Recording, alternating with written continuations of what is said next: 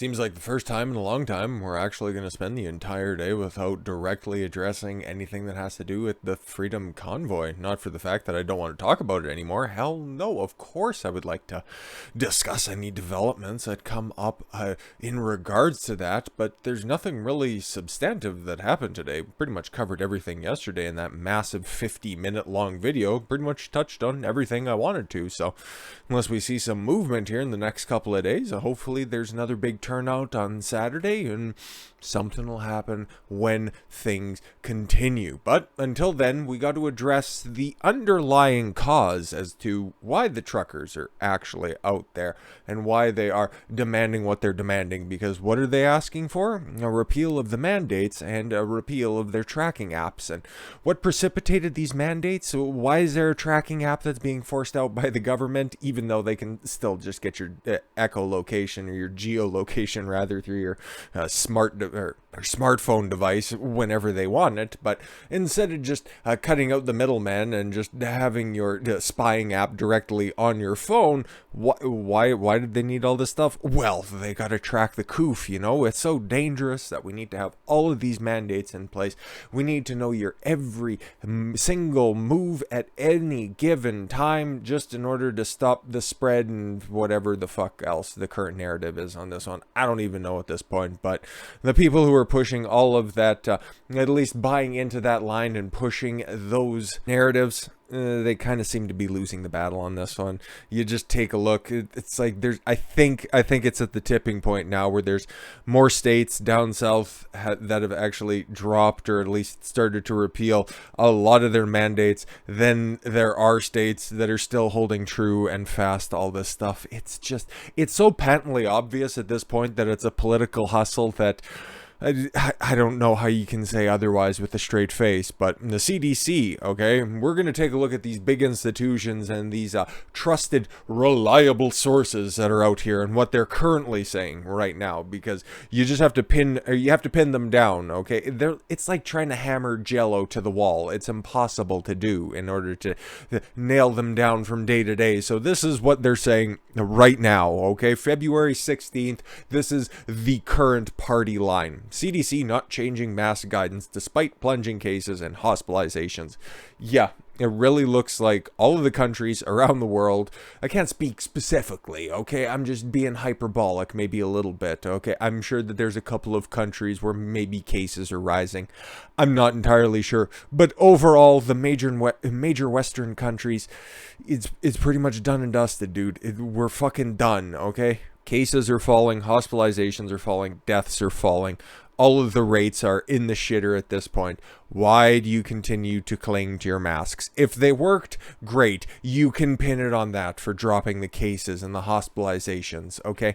But if not, you have some other studies that you need to answer to. But that's not the point of this. And you know what? Hey, if you question that a little bit too hard in some of the platforms, you don't get to continue discussing it. So regardless, you know what you know, and I don't need to point it out directly. But we will talk about something here really shortly. But anyways, the Center for Disease Control and Prevention is resisting changing its guidance on masking and other measures meant to mitigate the risk of the coof, despite cases, hospitalizations, and deaths dropping across the United States in recent weeks. The key factor in the agency's system for ranking community transmission of the virus that causes the coof. That ranks counties as having substantial or high transmission if there are 50 or more new cases per 100 people or 100,000 people in the past 7 days.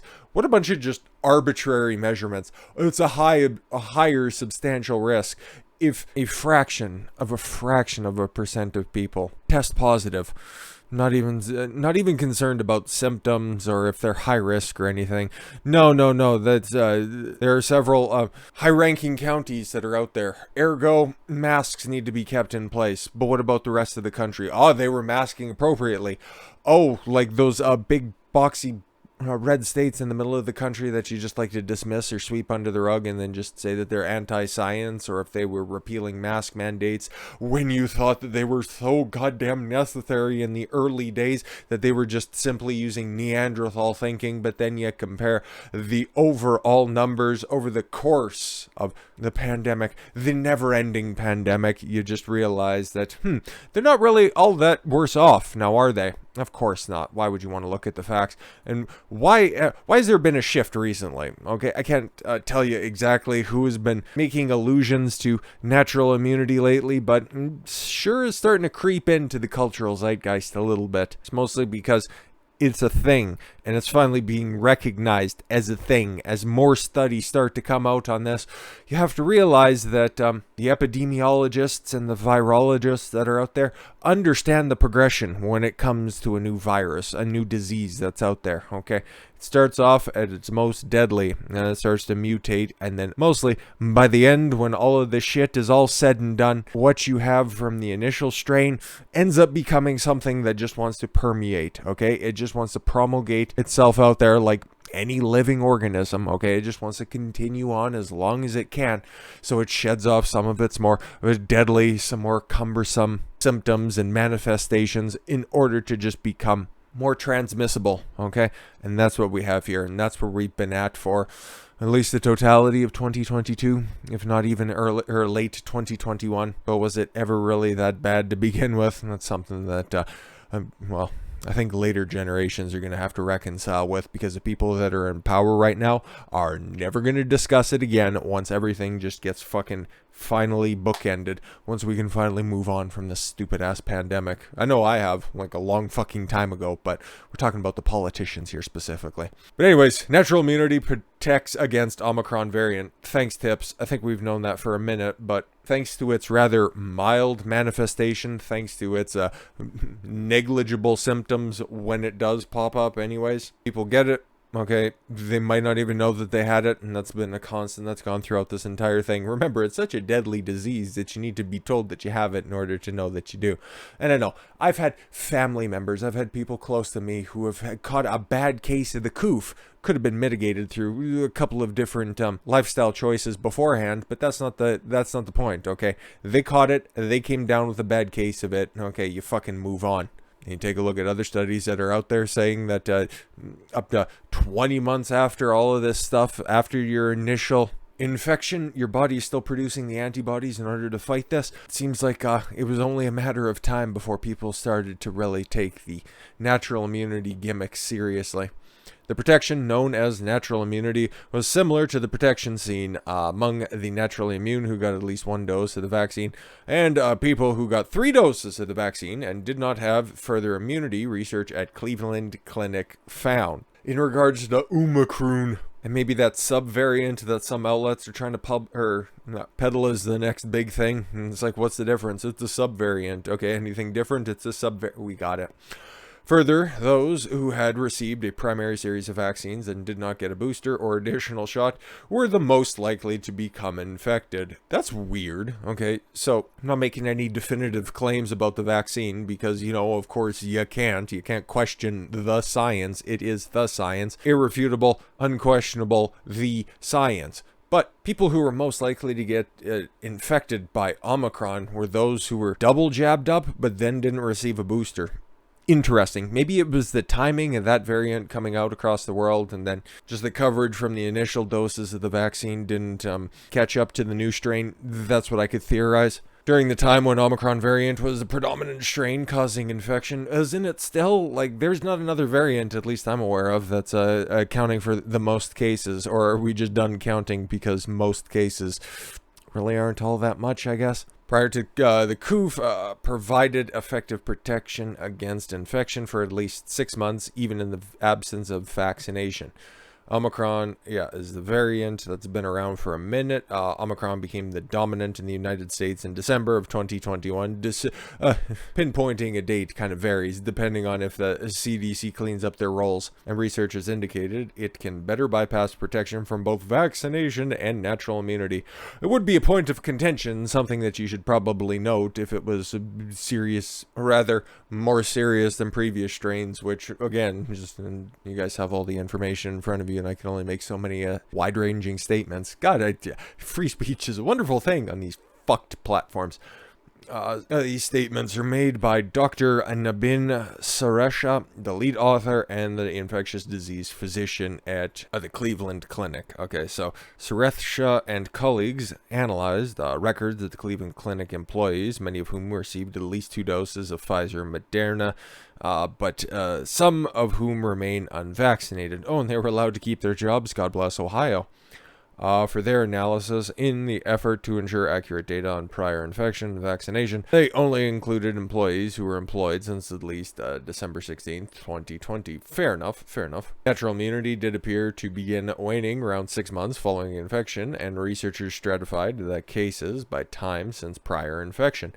Now, did any of the people, okay, let's just see here, natural immune employees became more likely to test positive after 6 months, and the risk dropped if they received at least 1 dose of the vaccine after recovery. The vaccinated also saw an improvement in protection if they received a booster dose or a 3rd shot. Point of order, did anybody who was initially infected and caught it, did anybody actually get reinfected? Because those are numbers that I haven't seen around for a minute, okay? We all know about people who have got double jabbed up or even triple jabbed up. Look at several elected officials who have gotten the Omicron case after they received all of their good doses, like good little boys and girls. I haven't seen people who have initially caught it and then get reinfected a few months later. I've yet to see those numbers come out as well. Maybe they aren't. Maybe they'll eventually come out, but just in time. Boosting with the COOF vaccine designed for an earlier variant was associated with significantly reduced risk of infection with the Omicron variant and multivariable Cox proportional hazards regression analysis among people previously vaccinated or previously infected, with those of whom it was more than 6 months past their prior infection or vaccination. The researchers wrote in the study, which was published in the preprint server medRxiv. Curiously, though, the analysis found that people who recovered from the COOF were actually most at risk of contracting the illness again if they have gotten 2 shots, even more than the unvaccinated. Very interesting. Among the naturally immune, 3 shots protected better than, not getting any vaccine, but a single shot produced the best, the findings indicate. Wild findings. I wonder. Okay, and this is just me theorizing for a minute, of course, okay? If you catch it and then you end up getting double jabbed, it's almost like your body knows what it needs to fight against, and then you add in something else that just tells your body what else that it needs to start fighting against, and then it starts conflicting against one another. It's like a house divided against itself will eventually fall.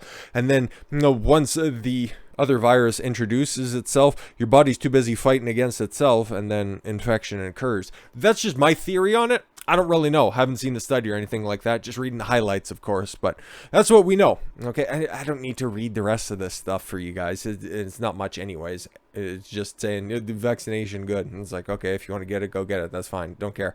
Just don't fucking tell me what I have to do, and I won't tell you guys what you have to do. Okay, cool. We got it.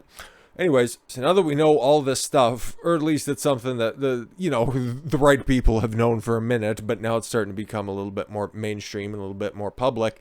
Now those officials who are in charge, the ones who just had all the limelight, they had all the talking head gigs that they want, now they're going to have to start answering for their decisions. And once again, we have Fauci out here. Yes, of course, he's the guy right at the center of this. You just have to look down a little bit, because he's not very tall, of course. But the reasoning of the COVID-19 mandates has nothing to do with politics. Oh, fucking really, dude? That's all you do is play politics. Well, let's see his justification for this one, because this ought to be a fucking doozy. White House COVID-19 advisor Anthony Fauci suggested that politics had little to do with the decision in recent weeks for Democrat officials to rescind COVID-19 vaccine and mask mandates. I wouldn't say it's the politics. I think it's a different evaluation of what's right in a particular community. See how many weasel words are in that? Ugh, I want to keep this shit at least somewhat brief today. Fauci said in response during questions from MSNBC interview on Tuesday, I'm sure it was just a really pressing question too, but he still had a way to just work in a couple of escape hatches if anybody wanted to, throw this back in his face. States including Jersey, New York, Delaware, Connecticut in recent days started lifting vaccine mask mandates, prompting speculation that polling numbers may have contributed to their decisions. Yep, several cities, including Philadelphia and Washington, also announced the end to their respective vaccine passport mandates for restaurants. I think Philadelphia was today and Monday was Washington, D.C. proper. Yeah, it's just weird, huh? When you use the word politics, I'm not sure it's that. No, I'm pretty sure it is, and we're all pretty sure about that anyways, because you tried to get away with it the first time. You seen that it worked in 2020 by locking everybody down and making them scared and saying that you guys have the answers, you need to trust us. And then once people start looking around, they start doing their own research and more information about this shit starts to come public. It's not politics. No, it's not. I just think at the local level, there's a strong feeling of needing to get back to normality. That feeling at the local level has been around for months, if not years at this point. What are you talking about? Fauci added during the Tuesday interview. Now, if you look at the science of it, the science has changed. I mean, the direction is going in the right direction, and we are there yet in every single place throughout the country. I don't believe so. Every single place. Is that what we're actually trying to do? Remember, it was just all about, in the beginning, 15 days. Flatten the curve, right? You don't want to overwhelm the hospital system. Now it's about eradicating a virus, a transmissible virus, an airborne water droplets. What are we on? Anything like that? I don't know. A transmissible virus, a community spread virus, one of those gimmicks, right? One of those things, okay? There's no way you can actually just eradicate it, okay? The common cold has been around for thousands of fucking years. The flu for the same amount of time. You can't lock people out in order to stop cancer because going outside, you can't, for skin cancer, okay? You can't stop people from going outside because they are eventually going to get sick. You have to fucking live with it, okay? So if you think that you can get rid of this in every corner of the world, you're out of your fucking mind, okay? And for him to say this is not about politics, remember when he was talking about booster shots every, 5 months? I think that's about as far as he went down to, even though he was, just making just a couple of little needlings into thinking that, he could probably use a little bit more. But now, all of a sudden, this is his most recent take. The boosters every 5 years. Wow! What's changed? Does the science changed that much? You went from 5 months to all of a sudden 5 years? Couldn't be anything other than simply the science changed. Has the virus really substantially changed? No.